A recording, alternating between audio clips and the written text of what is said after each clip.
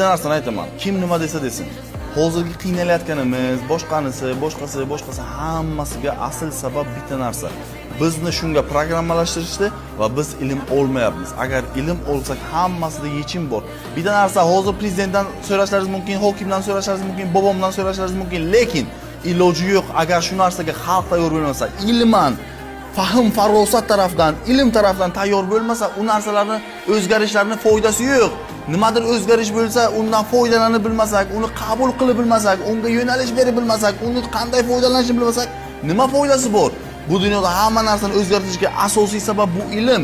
O'sha Amerika ham, boshqasi ham o'zgarishiga asosiy sabab ularni yo'nalishi, ilm olishi. Ilm olsak hamma narsa o'zgaradi. Даже Buxoroni ham Amerika qilsa bo'ladi.